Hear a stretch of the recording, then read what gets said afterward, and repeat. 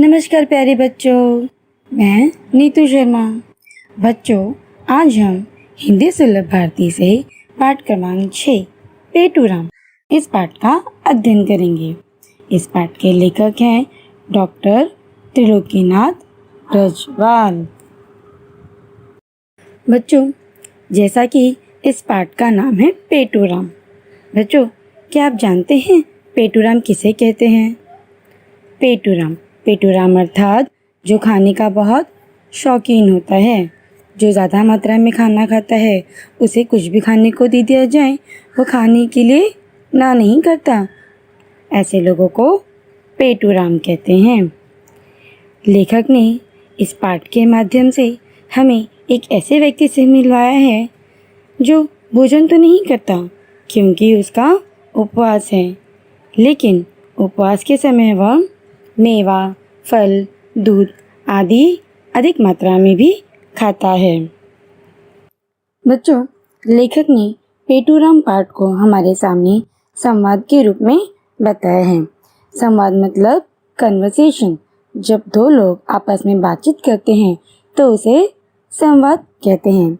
इस पाठ में भी एक महिला है और पेटूराम, जिनके बीच संवाद चल रहा है। बच्चों, पाठ शुरू करने से पहले मैं इस पाठ का अच्छे से वाचन करती हूँ और इस पाठ को उचित हाव भाव के साथ पढ़कर आपको सुनाती हूँ। और बच्चों, आपको भी घर पर इसी प्रकार से पाठ पढ़ना है। पाठ 6 पेटूराम। चलिए, भोजन तैयार है। आप भोजन कीजिए। क्या आप भोजन नहीं करेंगे? आज मेरा उपवास है। उपवास में कुछ तो लेते होंगे। हाँ, थोड़ा बहुत खा लेता हूँ। फिर संकोच कैसा? कृपया बताइए। अंगूर मिलते हैं? हाँ, बहुत मिलते हैं। केवल आधा किलो मंगवा लें। और आधा दर्जन केले, 1 किलो सेब और 1 पाव मेवा, 1.25 पाव मिठाई। बस या कुछ और? आधा लीटर दूध और रबड़ी, बस। ठीक, और कोई आज्ञा? नहीं, आज मेरा उपवास है। व्रत के दिन मैं अधिक नहीं खाता। तो देखा बच्चों आपने, मैंने किस तरह से इस पाठ को पढ़ा। बहुत छोटा सा पाठ है। आपको भी इस पाठ को इसी हाव भाव के साथ पढ़ना है, ठीक है बच्चों? जैसा कि आप जानते ही हो, यदि हमारे घर कोई मेहमान आता है तो हम उनके लिए चाय पानी की व्यवस्था करते हैं या फिर खाने की व्यवस्था करते हैं। तो उसी तरह इस महिला के घर पेटूराम जाते हैं तो महिला उसे कहती है, चलिए भोजन तैयार है। शायद पेटूराम भोजन के वक्त गए रहेंगे। भोजन मतलब खाना, खाने के समय गए होते हैं, तो इसीलिए महिला उन्हें भोजन करने के लिए कहती है। अब सुनिए पेटूराम क्या कहते हैं। आप भोजन कीजिए। महिला कहती है, क्या आप भोजन नहीं करेंगे? तब पेटूराम कहते हैं, आज मेरा उपवास है। तो महिला कहती है, उपवास है? उपवास में कुछ तो लेते होंगे, है ना बच्चों? उपवास मतलब होता है बच्चों व्रत, यानी कि फास्ट।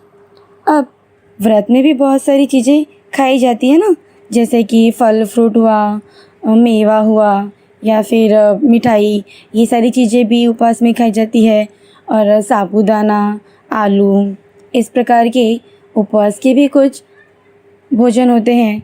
तो महिला पेटूराम को पूछती है, कोई बात नहीं, उपवास है तो उपवास में कुछ तो लेते होंगे। तब पेटूराम कहते हैं, हाँ, थोड़ा बहुत खा लेता हूँ। फिर महिला कहती है, फिर संकोच कैसा? कृपया बताइए। अब महिला क्या कहती है, अब उपवास में कुछ तो खाते हैं तो ठीक है, अब संकोच कैसा? संकोच मतलब हिचकिचाहट कैसी? किस प्रकार का हेजिटेशन हो रहा है? आप जो भी खाते हैं बोलिए, मैं मंगवा दूंगी। तब पेटूराम कहते हैं, अंगूर मिलते हैं? महिला कहती है, हाँ बहुत मिलते हैं, केवल आधा किलो मंगवा लें। पेटूराम क्या कहते हैं, आधा किलो अंगूर मंगवा दो। महिला कहती है, और? पेटूराम, आधा दर्जन केले, 1 किलो सेब। पेटूराम क्या क्या मंगवाए अब तक?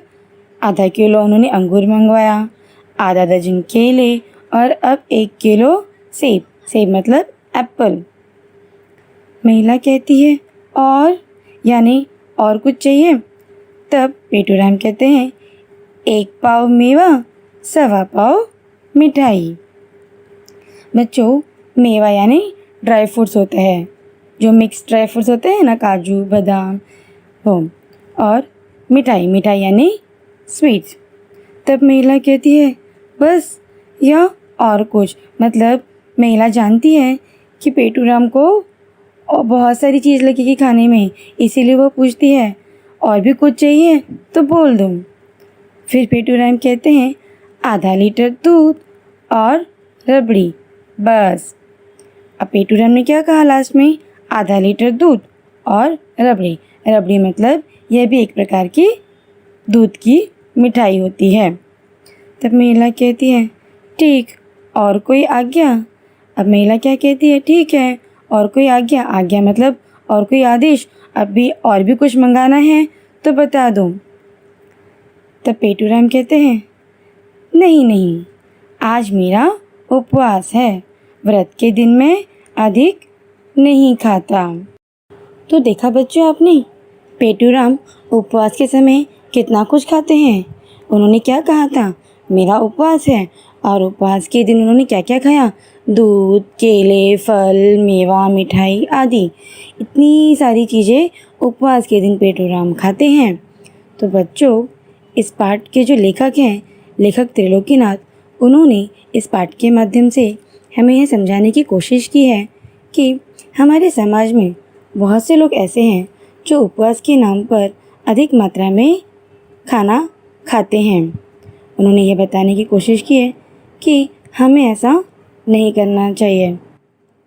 हमें हमेशा इस बात का ध्यान रखना चाहिए कि जितनी हमें ज़रूरत है, जितनी हमारी भूख है, हमें उतना ही खाना खाना चाहिए। उससे अधिक खाना खाने से हमारे शरीर को नुकसान पहुंचता है। बहुत अधिक मात्रा में खाना खाने से बच्चों, शरीर में बहुत सारी प्रकार की बीमारियां भी हो जाती है। मोटापा बढ़ता है, और मोटापा बढ़ने से शरीर को बहुत नुकसान होता है, जिससे बहुत सारी बीमारियां पकड़ती हैं। तो लेखक हमें यह बताना चाहते हैं कि हमें भोजन करना चाहिए। भोजन करना तो सभी को अच्छा लगता है, पर हमें भोजन अपनी सीमा में करना चाहिए, लिमिट में। जितनी हमारी भूख है, हमें उतना ही खाना खाना चाहिए, हमें लालच नहीं करनी चाहिए। बच्चों, आपने इस पाठ में कुछ चिन्ह देखे? जी हाँ बच्चों, इन चिन्हों को व्याकरण की भाषा में विराम चिन्ह कहते हैं, यानी कि पंक्चुएशन मार्क। बच्चों, अब हम इस पंक्चुएशन मार्क की जानकारी विस्तार में प्राप्त करेंगे। जैसा कि इस पाठ में आपने देखा कि यहाँ पे विराम चिन्हों का प्रयोग किया गया है। विराम का अर्थ होता है रुकना, चिन्ह मतलब सिंबल, साइन, ठीक है। तो यह पूरा हुआ विराम चिन्ह। इसे व्याकरण की भाषा में विराम चिन्ह कहते हैं। विराम चिन्ह मतलब बातचीत करते समय बात को किसी को अच्छी तरह समझाने के लिए हमें थोड़ा रुकना पड़ता है, और रुकने की इसी प्रक्रिया का नाम है विराम। बच्चों, इन्हीं के द्वारा हम प्रश्न पूछने, आश्चर्य, पूर्णता आदि भाव को दिखाते हैं। मतलब विराम चिन्ह का प्रयोग हम क्यों करते हैं? जैसे कि हमें कहीं पढ़ना होता है, पढ़ते समय कहाँ रुकना है, या फिर बात करते समय हमें कहाँ रुकना है, कहाँ कितना बोलना है, इन सारी चीज़ों के लिए विराम चिन्हों का प्रयोग किया जाता है। तो आइए बच्चों, अब हम विराम चिन्ह के प्रकारों के बारे में जानकारी प्राप्त करेंगे। उनमें से पहला है पूर्ण विराम। पूर्ण विराम मतलब फुल स्टॉप, पढ़ते समय जिस स्थान पर वाक्य समाप्त हो वहाँ पूर्ण विराम का प्रयोग किया जाता है। मतलब जब हम कुछ पढ़ रहे हैं या हम किसी से बात कर रहे हैं, उस समय जब हमारा सेंटेंस, हमारे वाक्य पूरे हो जाते हैं, ख़त्म हो जाते हैं, उस समय पूर्ण विराम का चिन्ह लगाया जाता है और यह वाक्य के अंत में यानी आखिर में लगाया जाता है। इसे पूर्ण विराम कहते हैं। जैसे उदाहरण देखिए, पहला, हम साथ साथ खेलेंगे। अब यहाँ देखो, ये हमारा वाक्य पूरा हुआ, हम साथ साथ खेलेंगे। इसके अंत में पूर्ण विराम का चिन्ह लगा हुआ है। उसी तरह से दूसरा है, उन्हें अपने देश से बहुत प्यार है, हम मेले में जाएंगे। इस प्रकार से यहाँ पे 3 उदाहरण दिए हुए हैं, उनमें वो तीनों अपनी बात कर चुके हैं और वह वाक्य पूरा हो चुका है, इसीलिए वहाँ अंत में पूर्ण विराम लगाया गया है। दूसरा विराम चिन्ह है अल्प विराम, मतलब कॉमा। अल्प मतलब होता है बच्चों थोड़ा, और विराम मतलब होता है रुकना, थोड़ा रुकना। ठीक है। जैसे पढ़ते समय जिस जगह थोड़ी देर रुकना हो वहाँ अल्प विराम का प्रयोग किया जाता है। जैसे कि हम कुछ बात कर रहे हैं या फिर कुछ पढ़ रहे हैं तो वहाँ हमें थोड़ी देर के लिए रुकना पड़ता है, तो उस जगह पे हम कॉमा यानी अल्प विराम का प्रयोग करते हैं। जैसे कि यहाँ उदाहरण में दिया है, आओ। आओ के बाद देखो बच्चों, यहाँ कॉमा लगा हुआ है, आओ अब घर चलते हैं। अब यहाँ आओ के बाद हम थोड़ी देर के लिए रुकते हैं और उसके बाद अपना वाक्य पूरा करते हैं, आओ कॉमा अब हम घर चलते हैं। इसी प्रकार से दूसरा वाक्य है, मेला देखने राधा, मनोज, श्याम और राहुल गए थे। अब बच्चों यहाँ पे देखिए, राधा के बाद कॉमा है, मनोज के बाद कॉमा है ना। तो अब हम हर नाम के बाद और तो नहीं लगाएंगे, तो यह शॉर्ट फॉर्म में मेला देखने कौन कौन गया था, अभी हमें थोड़ी थोड़ी देर के लिए वहाँ पे रुकना है, तो मेला देखने राधा, कॉमा मनोज, कॉमा श्याम और राहुल गए थे। तो इस प्रकार हम अल्प विराम का यानी कॉमा का प्रयोग करते हैं। तीसरा विराम चिन्ह है प्रश्नवाचक चिन्ह। बच्चों, जिसे इंग्लिश में साइन ऑफ इंट्रोगेशन भी कहते हैं और क्वेश्चन मार्क भी कहते हैं। जैसे जिस वाक्य में प्रश्न पूछा गया हो वहाँ प्रश्न चिन्ह का प्रयोग किया जाता है। बच्चों, जब हम किसी से प्रश्न पूछते हैं या प्रश्न करते हैं, उसके अंत में इस प्रकार से प्रश्न चिन्ह लगाया जाता है। जैसे यहाँ उदाहरण देखिए, अरे क्या हुआ। यहाँ पर प्रश्न पूछा गया है तो इस वाक्य के अंत में प्रश्न चिन्ह लगाया गया है। उसी प्रकार से दूसरा उदाहरण देखिए, तूने सपने में क्या देखा। यह भी प्रश्न है। जैसे यहाँ पे क्यों, क्या, कौन, कैसे, ये सारे प्रश्न बनाते हैं, तो ऐसी जगह पर ऐसे वाक्यों में अंत में प्रश्न चिन्ह लगाया जाता है। जैसे हमारे साथ कौन आएगा। अभी एक प्रश्न है, इसके अंत में भी प्रश्न चिन्ह लगाया गया है यानी क्वेश्चन मार्क लगाया गया है। बच्चों, अगला चिन्ह है विस्मयादिबोधक चिन्ह, मतलब साइन ऑफ एक्सक्लेमेशन। बात करते समय कभी कभी हम आश्चर्य, हर्ष, शोक, घृणा, दुख आदि भाव प्रकट करते हैं। ऐसे भाव को प्रकट करने को विस्मयादिबोधक कहते हैं। बच्चों, विस्मयादिबोधक का अर्थ होता है कि सरप्राइज़ कर देना। अचानक से कोई चीज़ कभी हमें बहुत खुशी हो जाती है, कभी हम दुखी हो जाते हैं। किसी बात को सुनकर हम बहुत दुख होते हैं, किसी चीज़ को हम देखकर बहुत खुश हो जाते हैं, या फिर आश्चर्य होता है, हमें कुछ चीज़ को देख के हमें आश्चर्य होता है, हमें कुछ बात सुनकर आश्चर्य होता है। तो वहाँ पे ऐसे वाक्यों में इस चिन्ह का प्रयोग किया जाता है। तो जैसे यहाँ पहला उदाहरण है, यह मोर कितना सुंदर है।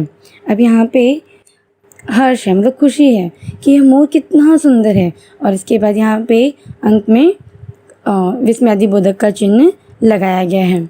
उसी प्रकार से दूसरा वाक्य देखिए, हाय अब मेरा क्या होगा। अब यहाँ यह वाक्य कैसा है? शोक मतलब हम दुख प्रकट कर रहे हैं। हाय, अब हाय के बाद यहाँ पे विस्मयादिबोधक का चिन्ह लगा हुआ है। हाय, अब मेरा क्या होगा? इसी प्रकार से तीसरा है ठहर, तेरी यह मजाल। अब यहाँ पे अंत में विस्मयादिबोधक चिन्ह लगाया गया है और ये वाक्य कैसा है? क्रोध वाला, गुस्से में है। ठहर, तेरी यह मजाल, और अंत में यहाँ पे विस्मयादिबोधक का चिन्ह लगाया गया है। अगला वाक्य देखिए, हे भगवान, आज किसका मुंह देखा था? अब बच्चों यहाँ पे भी देखिए, हे भगवान के बाद ही यहाँ पर विस्मयादिबोधक का चिन्ह लगाया गया है। यह कैसा वाक्य है? यह दुख का, किसी को संबोधित करते वक्त या फिर हम दुख प्रकट करते वक्त इस चिन्ह का प्रयोग करते हैं। अगला विराम चिन्ह है अर्ध विराम यानी सेमीकोलन। वाक्य पढ़ते समय जिस स्थान पर अल्प विराम से कुछ अधिक और पूर्ण विराम से कुछ कम रुकना होता है या ठहरना होता है, वहाँ पर अर्ध विराम का प्रयोग किया जाता है। मतलब बच्चों, जिस वाक्य में अर्ध विराम से कुछ ज़्यादा और पूर्ण विराम से कुछ कम रुकना होता है, वहाँ पे अर्ध विराम चिन्ह का प्रयोग किया जाता है। और अर्ध विराम दो उपवाक्यों के बीच भी संबंध बनाता है। उनके बीच संबंध बनाने के लिए भी अर्ध विराम चिन्ह का प्रयोग किया जाता है। जैसे कि हम पहला उदाहरण देखते हैं, नहीं नहीं, आज मेरा उपवास है। यहाँ पर नहीं नहीं के बाद देखते हैं हम अर्ध विराम का चिन्ह लगा हुआ है और उसके बाद लिखा है आज मेरा उपवास है। अब यहाँ पे नहीं नहीं और आज मेरा उपवास के बीच में अर्ध विराम का चिन्ह लगा हुआ है। उसी प्रकार से हम दूसरा वाक्य देखते हैं। उदाहरण देखिए, पता नहीं वे कहाँ गए हैं, कुछ कहकर भी नहीं गए। बच्चों, अब यहाँ पे भी इस वाक्य में देखिए दो उपवाक्य हैं। पहला, पता नहीं वे कहाँ गए हैं, और दूसरा, कुछ कहकर भी नहीं गए हैं। अब इन दोनों वाक्यों के बीच अर्धविराम का चिन्ह लगा हुआ है जो कि दोनों के बीच संबंध बनाता है। ठीक है, तो पूरा वाक्य इस प्रकार से है, पता नहीं वे कहाँ गए हैं, अर्धविराम, कुछ कहकर भी नहीं गए हैं। तो बच्चों, आज हमने विराम चिन्ह के कुछ प्रकारों के बारे में जानकारी प्राप्त की।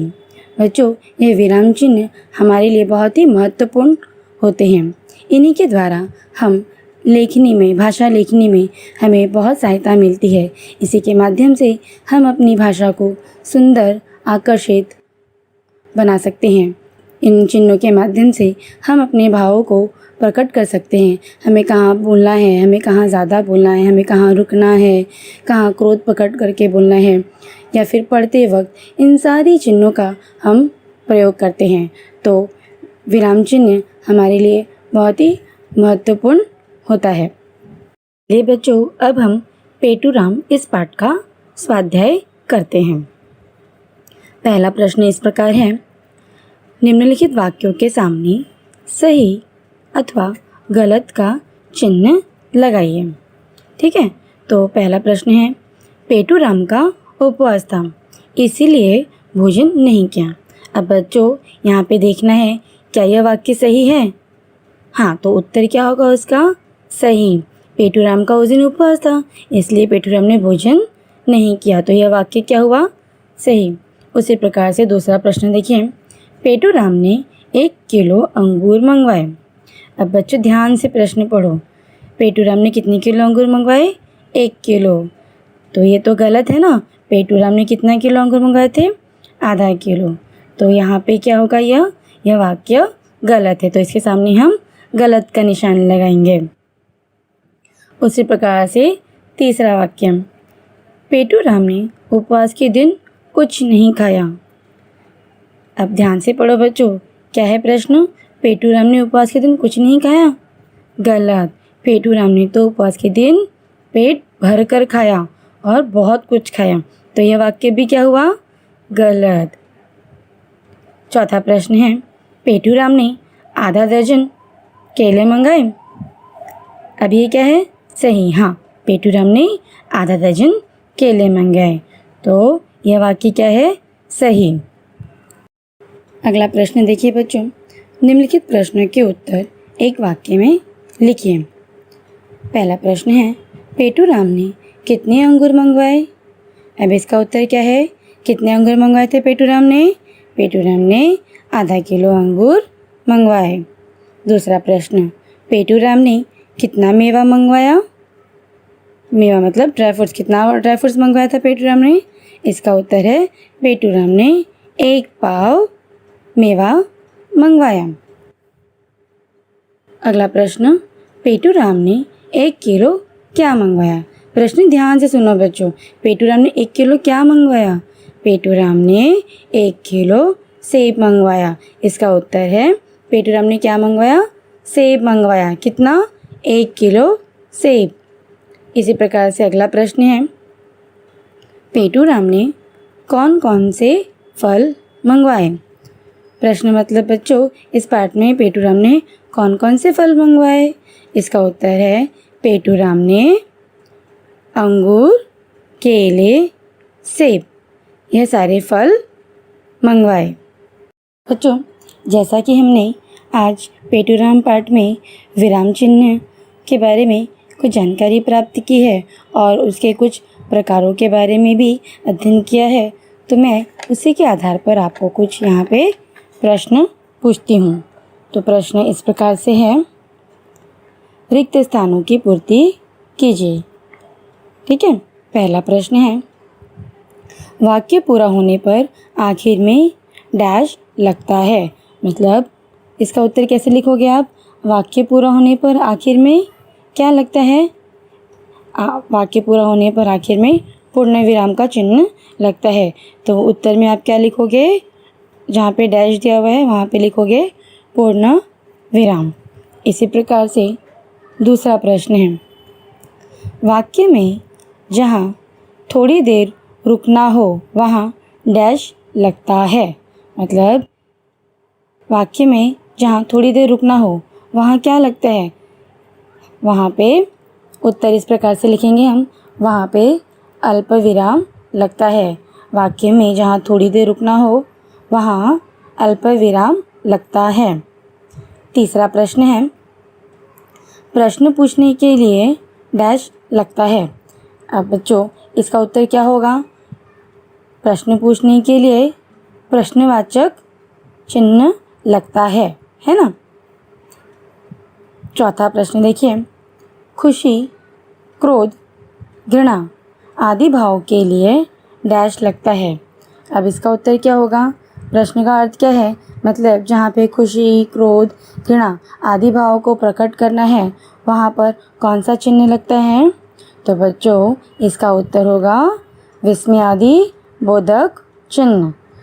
तो उत्तर इस प्रकार से होगा, खुशी, क्रोध, घृणा आदि भावों के लिए विस्मयादि बोधक चिन्ह लगता है। बच्चों आशा है कि आज का यह पाठ आपको समझ आया होगा। धन्यवाद।